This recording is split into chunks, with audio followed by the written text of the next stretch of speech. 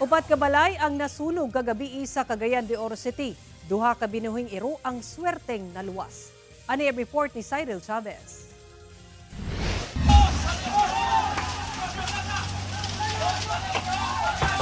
Hilabihang kadako nga kalayo nga milamoy sa upat ka kabalayan. Ingon ani ang sitwasyon alas 10 Martes sa gabi sa Block 3 Barangay Puntod, Cagayan de Oro City. Ang mga bumbero tinabangay aron mapalong ang kalayo nga daling mikatay ngadto sa mga kabalayan. Apan kung busy sa pagpalong sa kalayo ang kabumberohan, na busy sab sa pagpaningkamot si Jake Binondo aron maluwas ang iyang mga binuhing iro nga natrap sulod sa nasunog nga balay. Human ang sunog, si Jake napuno sa paso sa iyang duha ka kamot, lakip na nawong. Apan wa niya kini panumbalinga sa tinguha nga maluwas ang iyang mga iro.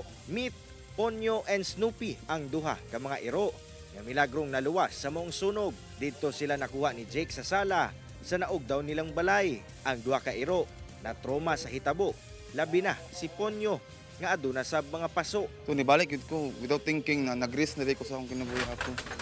Maunsa ko may gagawin, basta masupukit daw ko or maunsa ko sa sulod. Pero wala na sa akong nauna, kung ganoon na masave to sila. Dugang pa ni Jake, nga bisan pa man sa iyang kalipay, nasagulan yapon kini og kasubo. Human nga tulo ka mga iro pa nila ang pakyas nga maluwas atol sa sunog. Sa video nga iyang gipakita kanato sa pagsugat sa bag-ong tuig, malipayon pa sila nga nagselebra kauban ang lima nila ka iro. Apan karon, sina Snoopy og Ponyo na lang ang nabilin. Unfortunately lang, ang duwa ra gyud akong nasave. Ang tulo ka ero, wala na gyud sila kay. Among mga ero man gud kay nara sa sala ba, free bitaw kayo tapad na mo tulog. Then ang tulo man gud kay kanang mga bae ba. So pag once maka-feel sila panic, manago gyud sila sa sofa, ang isa sa CR. Karon, kinahanglan nila Jake og dugang pondo aron matagaan og pagtagad ang panlawas sa duha ka iro. Labi na si Ponyo. Busa nanawagan sab sila og tabang. Mamahimo sila nga makontak pinaagi ni ini nga numero. Sumala sa BFP, miabot ngadto sa ikatulong alarma ang sunog. Apan alas 11 sa gabi, napalong na kini.